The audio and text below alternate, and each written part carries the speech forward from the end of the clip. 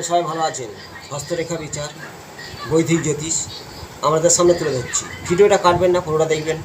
প্রত্যেক রাত শেয়ার করবেন, সাবস্ক্রাইব করবেন, লাইক করবেন এবং সাবস্ক্রাইব করা মানে নতুন নতুন আপনার সামনে তুলে দেবো এবং নিজের ভাগ্যকে জানতে পারবেন।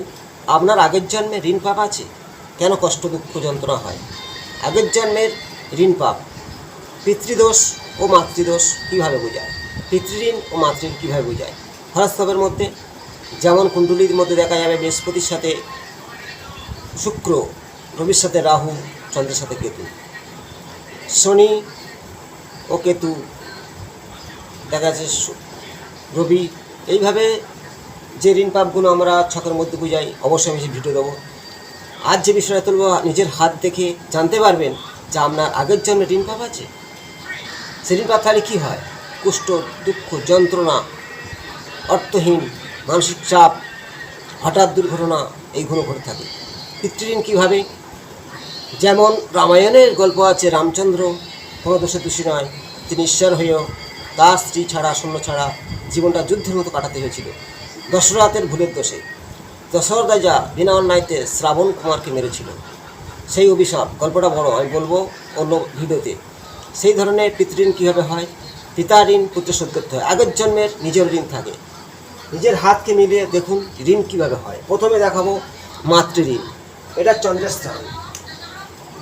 এই চন্দ্রের স্থানটাকে যদি কোনো আড়ে রেখা এভাবে থাকে, চন্দ্রস্থানে আপনার মাতৃঋণ আছে। মানসিক চাপ, মানসিক কষ্ট, মনের প্রচণ্ড চাপ, বারে বারে মানসিক কষ্ট অবশ্যই ঘটবে। শ্বাস জাতীয় রোগ সৃষ্টি হতেই পারে। এখানে কোনো তিল জাতীয়, জব, ঘোড়া, ক্রস বা নক্ষত্র এর যে কোনো একটি থাকলে, এই আড়ে রেখা, তিল, জব, ক্রস যে কোনো একটি থাকলে আপনার মাতৃঋণ অবশ্যই আছে। এটা রবি রেখা। এই আড়ে রেখা এইভাবে যদি রবি রেখাকে ছেদ করে এইভাবে, তাহলে বুঝতে হবে আপনার পিতৃঋণ আছে। রবি কী দেয়? যশ, সম্মান, খ্যাতি, তেজ। আপনার মধ্যে তেজ কমে যাবে। এই যে চন্দ্র, যে কোনো একটি চিহ্ন থাকলে আপনার মাতৃঋণ আছে।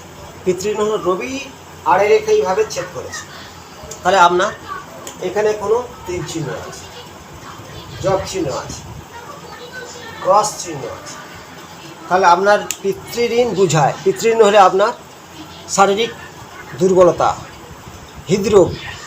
হৃদরোগ হওয়ার কারণ পিতৃঋণ।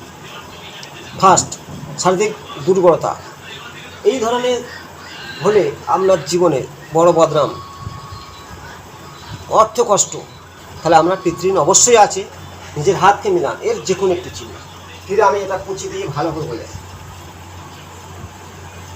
এটা হৃদয় রেখা, এইখান থেকে এটা রবির মাউন্ট, রবির পর্বত। এইখানে রবি রেখা আছে,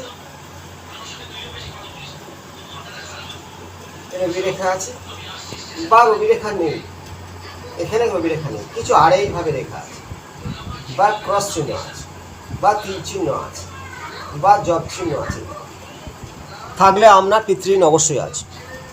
হৃদরোগ, মানসিক দুঃখ যন্ত্রণা, অর্থহীন বুঝায়।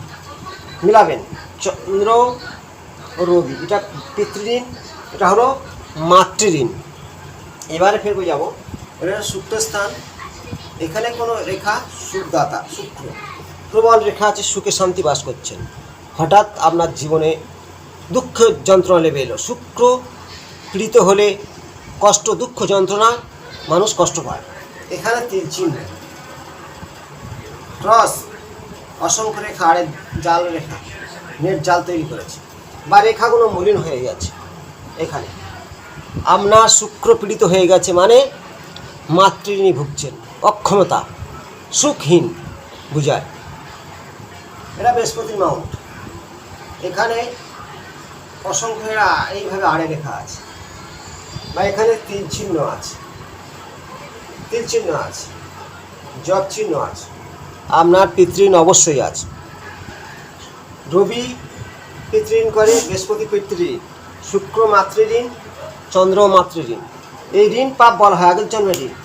এই চারটে চন্দ্র, শুক্র, বৃহস্পতি ও রবি 4টে গ্রহ পীড়িত, দুর্বল, কোনো রেখা নেই, খালা ডাউন, ছিটে, এখানে কোনো রেখা নেই। আপনার পিতৃঋণ বা মাতৃঋণ, দাম্পত্য জীবনে কষ্ট, দুঃখ, যন্ত্রণা আসবেই। এর প্রতিকার কি? ঈশ্বর সাধনা। যে ধর্মের মানুষ, জাতি বর্ণ নির্বিশেষে যে ধর্মের মানুষ ঈশ্বরকে আরাধনা করুন, পিতৃঋণ কাটতে বাধ্য হবে। তার সাথে বলবো হরিপুরাণ পাঠ করুন, চণ্ডী পাঠ করুন, পিতৃঋণ কাটবে। এবং যদি রবির দেখা যায় এই ধরনের চিহ্ন আছে, বেলগাছের মূল ধারণ করুন, সূর্যদেবকে ভালোভাবে আরাধনা করুন। এর আগে ভিডিও আমি দিয়েছিলাম। চন্দ্র পীড়িত হলে শিবকে আরাধনা করুন, শুক্র পীড়িত হলে লক্ষ্মী পূজা করুন, বৃহস্পতির জন্যে তারা মায়ের পূজা করুন। এইগুলো করলে আপনার পিতৃঋণ কাটতে বাধ্য হবে। পরবর্তী অংশে আবার আমি এই ধরনের ভিডিও তুলে ধরবো। কিন্তু আপনার এই যে আয়ুরেখা আছে, এটা শিরোরেখা আছে, এটা হৃদরেখা আছে, এই 3টা কমান রেখা সবার থাকে। এবার এর সাথে দেখাবো ভাগ্যরেখাও আছে। তাহলে আপনার অর্থ আছে, কষ্ট কেন, যন্ত্রণা কেন, হঠাৎ দুর্ভাগ্যের কারণ এসে যায়। সেটা হলো চন্দ্র কোনো গ্রহের দ্বারা পীড়িত আছে, বা রবি কোনো গ্রহের দ্বারা পীড়িত আছে, বা শুক্র পীড়িত হয়ে আছে, বা বৃহস্পতি পীড়িত আছে। জীবনে এই ঝঞ্ঝাটগুলো আসবেই।